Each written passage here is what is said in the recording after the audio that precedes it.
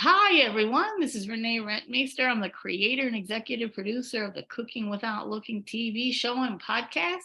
And today we have a very special guest. His name is Cazerny Bussey. Cazerny, how are you? I'm phenomenal. You said my name so perfectly. That's awesome. Hooked on phonics worked for me. It's unique going through my life. People struggle with it, but you got it right. So I feel like a star right now. Thank you. Well, no problem. Hey, do you know what your name means? Well, I'm a junior actually. My pops actually told me that his grandmother, which is my great grandmother, she named him, and I take after him. So we'll never know.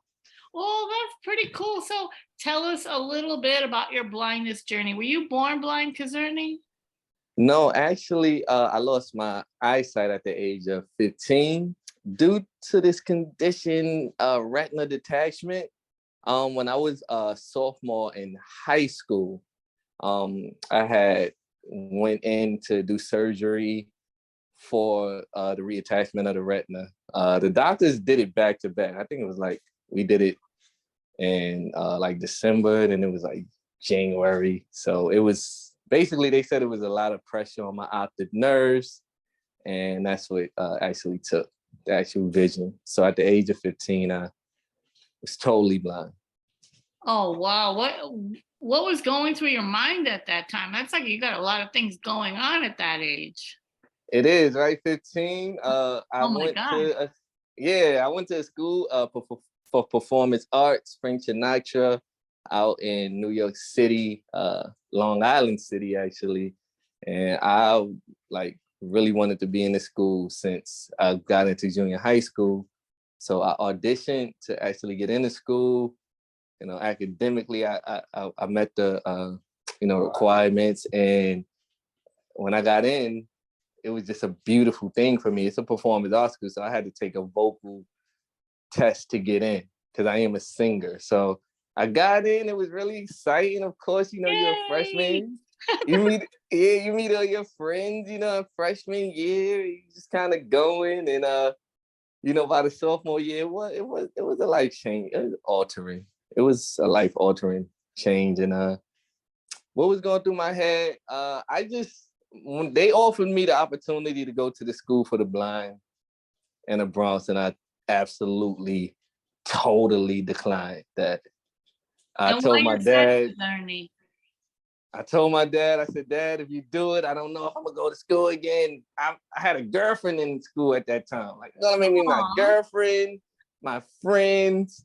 So, I told them that I didn't take the opportunity. And actually, it was really cool because they actually sent in a mobility teacher, and they sent in a teacher that actually taught me, a level of Braille. They sent me everything I needed to kind of get my work done. And by the end of, my graduation, because I did graduate with a advanced regions diploma because I was exceptional. But by the end of it, we actually had another blind girl coming to school because of what they was able to build and establish in the institution through me being there. So I was their first blind student. And when I left, they was actually able to bring this young lady in by the name of Valeria. So I think that was really cool. That is. So you taught them. They were supposed to be teaching you, and you taught them. Oh man, I wasn't the teaching on purpose. I was learning as well, but You were sort of a reluctant teacher. yeah, hopefully they got the lesson, but it's awesome. It was cool, man. The girl was really smart. She was a lot more savvy than me, I guess. Maybe I don't know if she was born blind. I never asked her, but she was really cool. Like me interacting with her from the last year. I was actually a singer, and she was a freshman. I was like, wow, she's cool. Like, she know all kind of tricks. Like, So did you get to take the singing lessons and everything, and did everything work out? it worked out well. Actually, when I graduated that year, the school was funded by Tony Bennett, and Wow. he actually came to the graduation, and I was the only singer in the graduation ceremony. I wrote a song called "We Made It," and I was able to perform it in front of the graduating class. And Tony Oh, Bennett actually cool. came and shook my hand, and he told me, "You're going really far." Uh, that level of influence, I'll never forget. He's a living legend, and I never forgot that. So I've been going far ever since.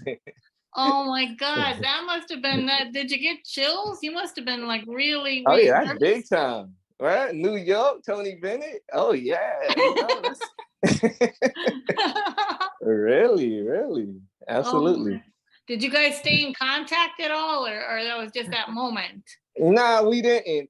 He was married to it was a dean. She was the dean named Miss Crow, and in the school at the time, and she used to get on me all the time, all the time. Cazerny, she was tough.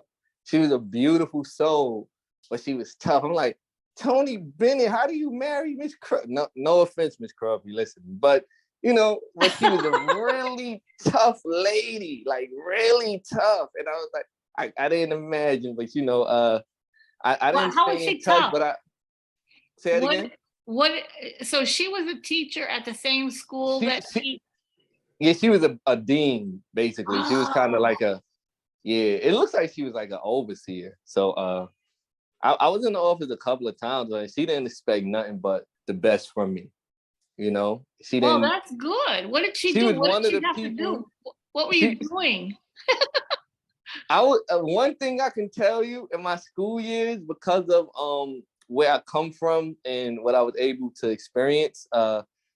I did a lot out of school. So I think I recorded my first independent single at the age of like 12, right? And then we released it.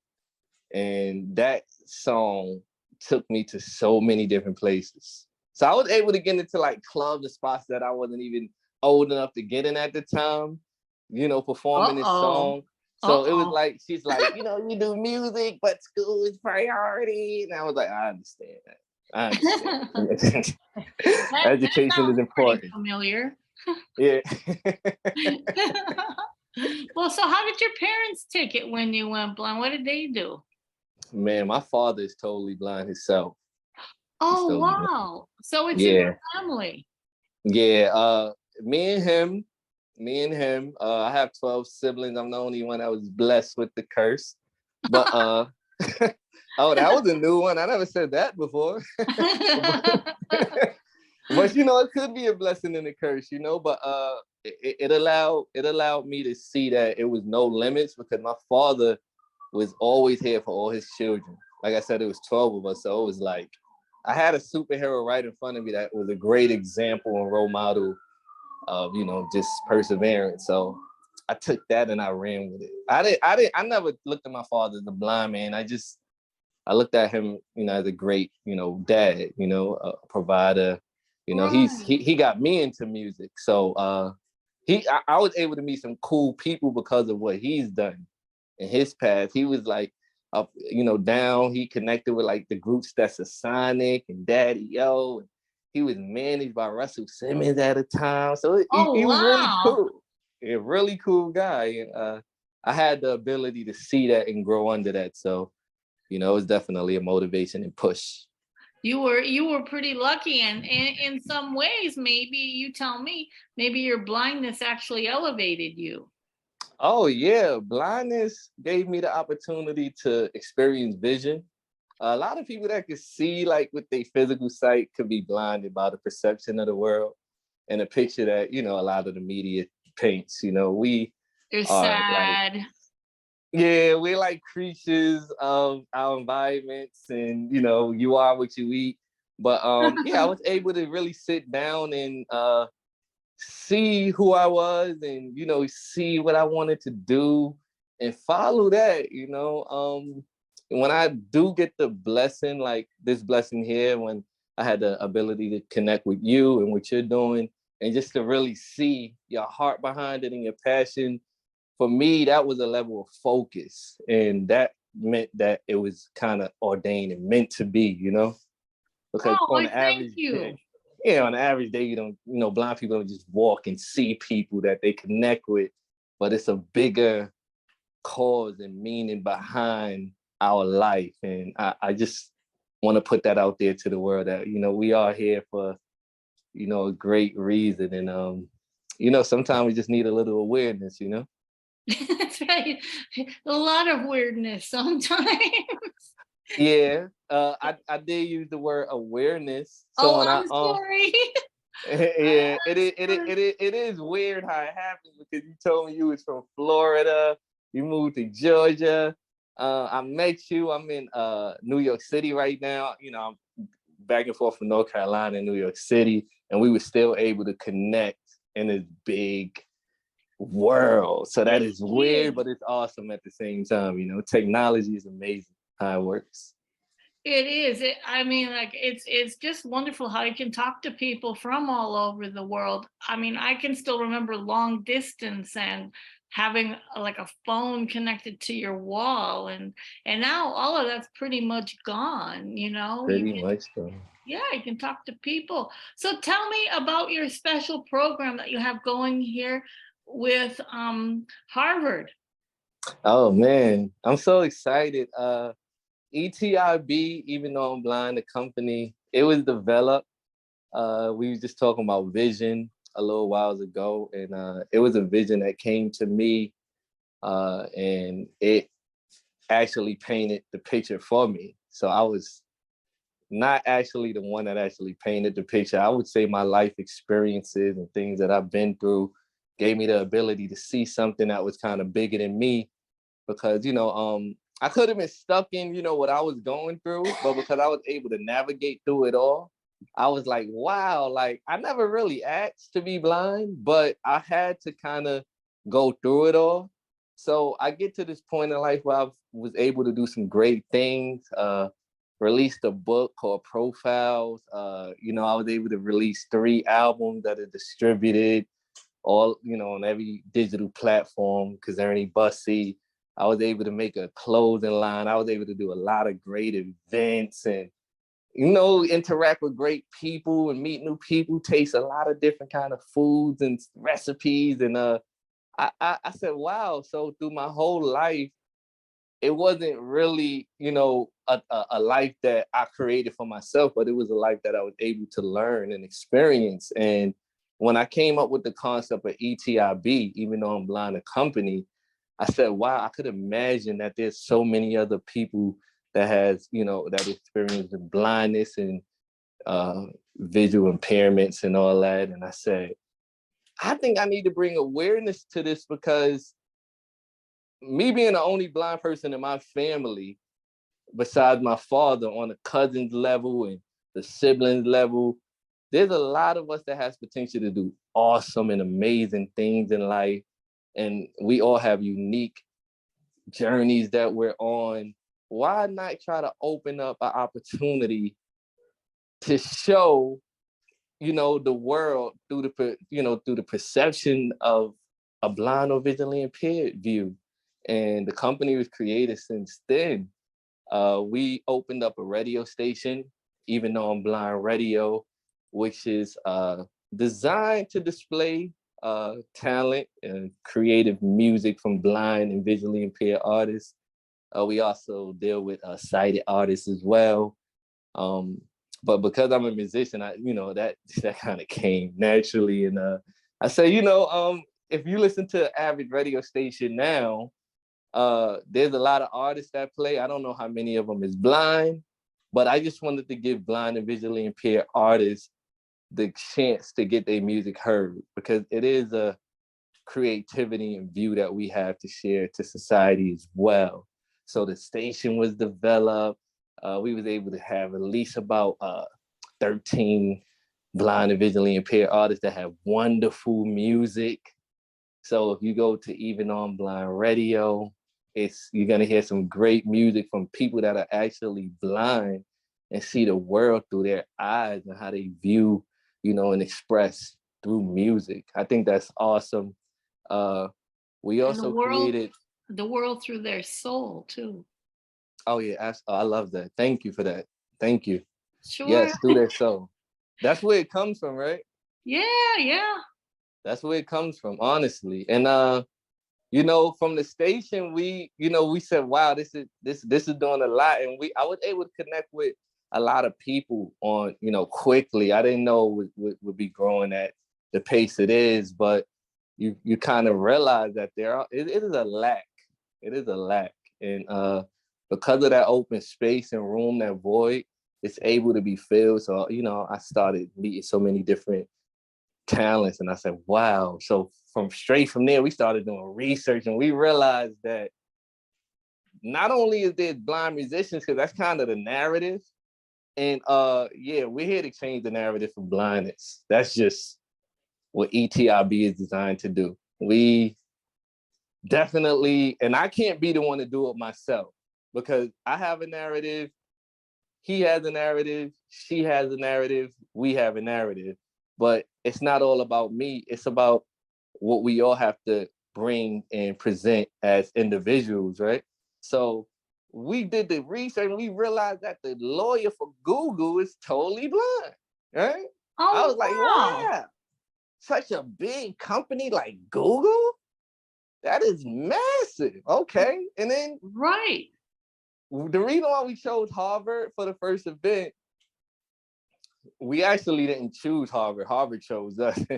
Oh wow, that's great. Yeah, when I say that, I do say it through the soul, because let me tell you how it went. When we was doing our research of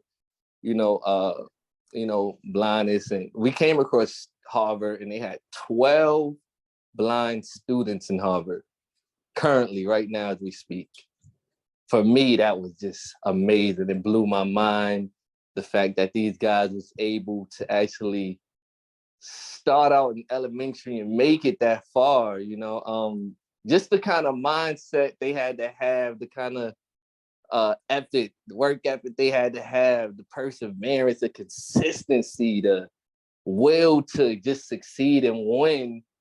I was like, wow, this can't just be hitting in the dark. You think about Harvard, an Ivy League institution in school, like you can't. A lot of people would strive to be there, but the fact that blind people was able to make it to that level, and they able to really, really exceed in that, was just really impressive to me. So I said, wow, how about we show students, that they can make it beyond their imagination and means, right? They can make it as far as their heart desire. They can make it as far as their capabilities and abilities, and even more than they could imagine. So that's when the essay contest was developed. The Even Though I'm Blind essay concept came. The young man that was actually supposed to be on the call today that couldn't make it, shout out to Jalen Aliyu. He's a really cool guy. He's doing a lot in the community, and he is sighted. He can see. I don't know if it's 20/20, but he has good sight. I'm gonna get back to that. But we was gonna send him into a school out in Georgia, and we was gonna present this essay contest. And what we're doing with this essay contest is we're asking these kids to write an essay that says, even though I'm blind. And that's the thing. Wow. Even though I'm blind. Now, even though you're blind, we didn't get on no narrative. We didn't get on no guide. We just said, just write an essay, even though I'm blind essay. It's really no limits to what can be done. Really no limits. And every blind person don't have to strive to go to Harvard, Right. But even though I'm blind, I've seen a blind pilot recently. It's a press release of a blind pilot. I've seen black belt degrees, martial arts that are blind. I've seen chefs, master chefs that are blind. I've seen, the Stevie Wonders and the Ray Charles. Like, even though I'm blind, Right. Nothing holds anyone back. It shouldn't. It shouldn't. And when we presented the concept to Harvard, we say we were just like one of the students to shadow these guys to show them that there's really no limit. So actually the winners of the Even On Blind contest, which if we get 500 submissions, we'll choose 3 winners that will get stipends on 3 levels. And the first level would get a stipend with a trip to Harvard, a day in Harvard.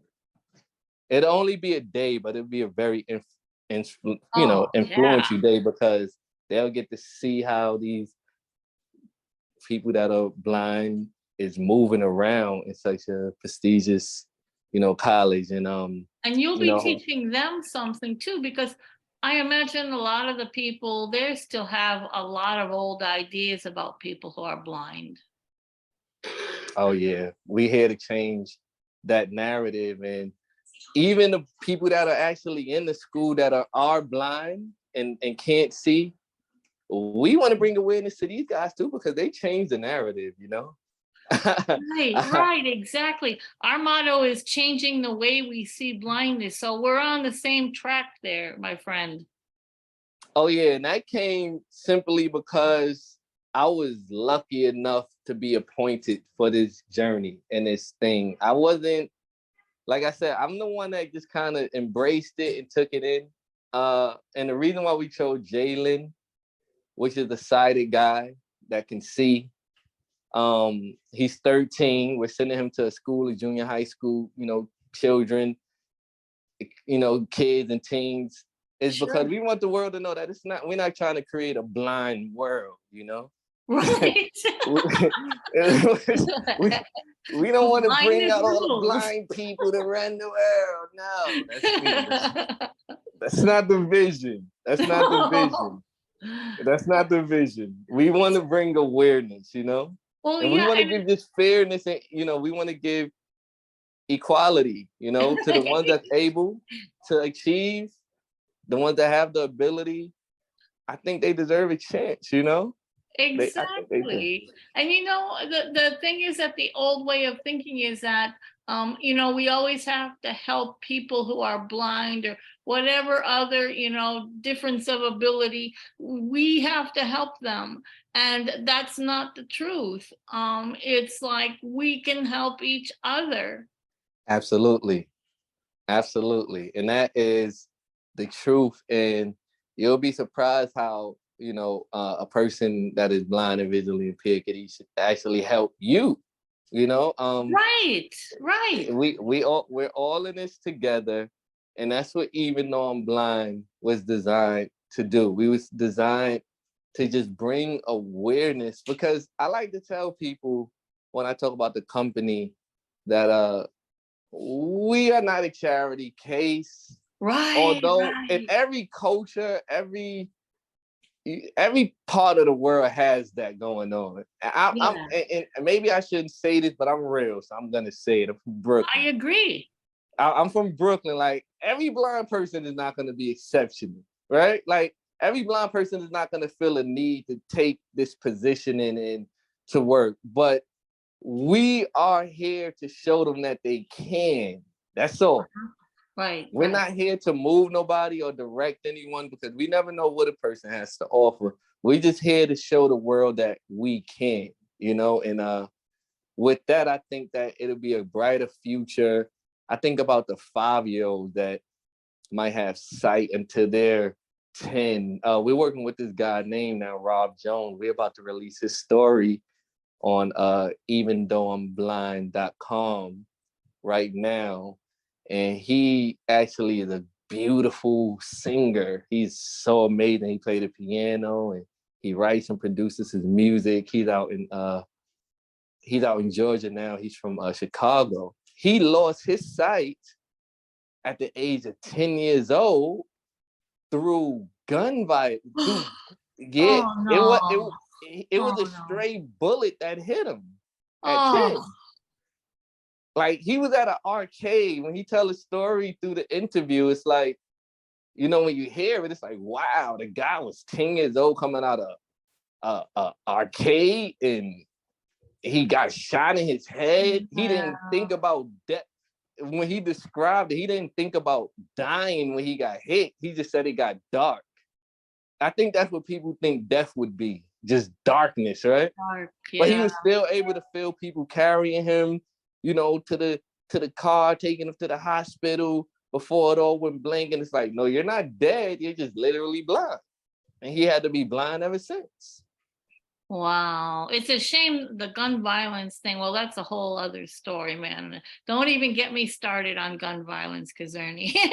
It's so much going on in the world that, you look at blindness and you look at it as, a lot of people think it's hereditary, but it's so many reasons. You never know who a person is. And this is why I said, the awareness and just giving that chance and just opening up the world to it really, you never know. We all can learn from each other and develop from each other, I know. Well, I've already, your recipe is already up on social media, but tell us a little bit about your experience cooking and then give us your recipe, Cazerny. Okay, I'm the firstborn, so yeah, they depended on me. But sorry, because I'm not the one, but I am the one. So my sister probably is a lot better than me. My father's firstborn daughter. Yeah. But I say that to say that I can cook very well, but I do a lot more business than cooking. But the vegetable rice is recipe that my family actually passed down. Um, and I kind of just embraced it. It's really good. So I don't know. The type of rice I use is parboiled rice or Uncle Ben's. That's where I'm from. And that's what I'm used to. You get the parboiled rice. Very important because it is rice. You get the green peppers and onions. Very important. You get the vegetables, the mixed vegetables frozen.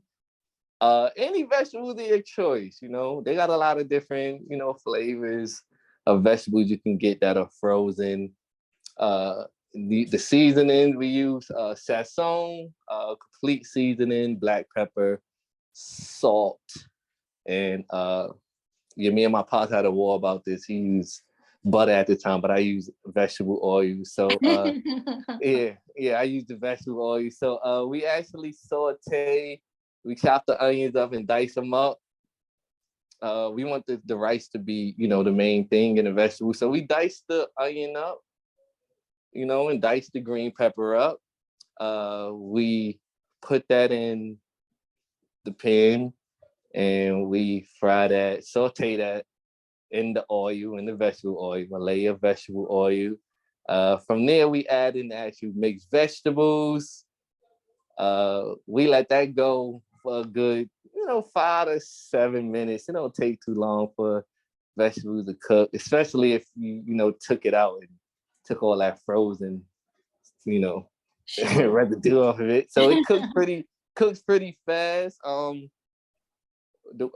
was, because my father was blind, I was learning to cook by, just a taste and a feeling. So a lot of people do cook through their eyes, but me, you could even taste it to see if it's cooked well. From there, you put a little salt and black pepper just to season that mixture. You want that to be seasoned pretty good. So you put a little salt and a little black pepper. I wish I could tell you the teaspoon level. I'm not a master chef, so I'm just giving it to you like I do it. Hey, I don't put too much salt. sometimes the best way of cooking is just by what your intuition. Oh yeah, of course. I don't want too much salt because I love my health.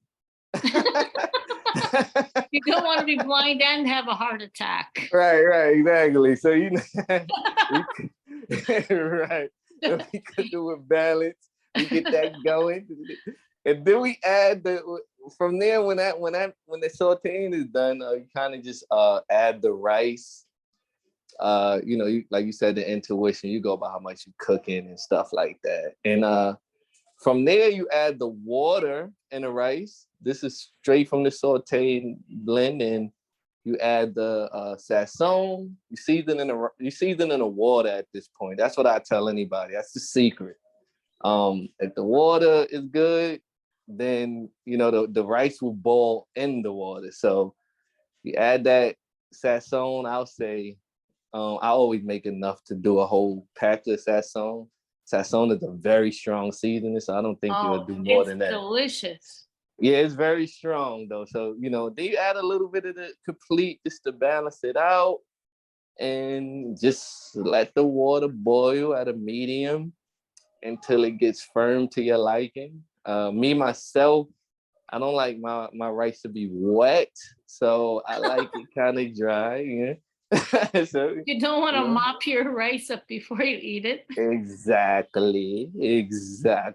So from there, when you're done, you should get a real nice blend. Green peppers and onions is magical in cooking.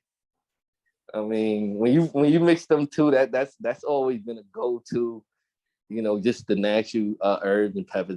That's always a go-to, and you should get a Yeah. real good taste from there. Well, that sounds good. It sounds simple and quick as well. It's rice, right? Yeah, Rice right? can be so simple and it can be so complicated. So many different kind of rices. Exactly. Exactly. Yeah. Well, Cazerny, what kind of a message do you want to leave with our listeners today?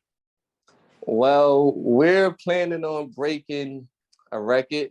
So we're working with Dennis World Records right now, right? We're trying to break a record. We're trying to set a new narrative. And we're still developing this thing, but we're contacting the company because we are faithful and confident in what we are, who we are, that we will break this record. And I'm doing this record, I'm pointing this to the blind and visually impaired community because we are blind and visually impaired, the ones that are blind and visually impaired. So it is really imperative that we,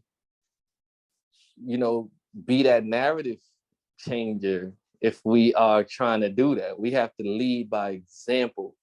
And that's one of the messages that I want to give to the world, is that to the blind people in general, that don't be afraid to bump into things, right? Don't stay boxed in. Even people that can see bump into things. Oh, People yeah. that can see trip over things, right? Thank you. You're talking to one. That's right. So don't be afraid. Don't be afraid, but be brave and be confident and be consistent and persistent in who you are, and believe inside of you so that you can contribute to society in the world, And so if you believe in you, then you'll have a better chance of people trusting in you. That opens up job opportunity, that opens up creativity, that opens up unity. Everybody want to believe in somebody they can trust, right? Right. And we just want to be trustworthy, and we want to lead by example. So that's my message, just to believe in yourself and to persevere and overcome, through your trials. And not that, like I said, I'm blind. That's what my company is. It's so many other people. And I'm gonna say this just to show you real quick. I'm a Black man. I was born a Black American, and it wasn't always a time when we had, equality, right? Right. That I wasn't remember. blind. That was the color of your skin, Right. So, as a blind person, we have the right to express and be effective and have equal rights in society as well. And that's my message. Just be who you are, be great at who you are, and love yourself and love the people that we are here to build and serve together. That's it. And let's break that record. Let's break that record. Let's figure it out and break it. Let's make it happen. Because, we can talk about it all day. We have to go out and do the work. We got to make it happen, right? That's right. Well, Cazerny, how can people reach out to you? Man. Go check out the Rob Jones Experience. It's on eventhough-I'm-blind.com. That's EVENTHOUGHIM without the apostrophe, blind, BLIND.com. You can sign up for just sign up to our page so that you can stay updated and see where we're headed. and where we're headed together. You can also check out the station there, Even Though I'm Blind Radio, listen to some real cool artists. We actually are doing some great things with that. We starting to release the interviews. Like I said, Rob Jones is on there now. We have this guy named Charles Powell. His story is going to be epic. You can see the updates in the calendar of the actual event, the actual essay contest, and the day at Harvard. Everything is on that site. Also follow us. We just started opening up the socials out of the.com. That's Even Though I'm Blind on Facebook, TikTok, IG, YouTube, all the social everywhere. Sites, right? Yeah, everywhere. We out here. We out here. So yeah. Well, thank you so much, Cazerny, for helping us change the way we see blindness. And I've really enjoyed this. If any of you want to reach us, we're at cookingwithoutlookingtv.wordpress.com. You can also go to our YouTube channel. You will be able to hear Cazerny and a lot of the others, as well as our TV shows. And we're also on Facebook and Instagram. So thank you again, Cazerny. Have a wonderful day. You too. Thank you. Okay, bye-bye. Bye.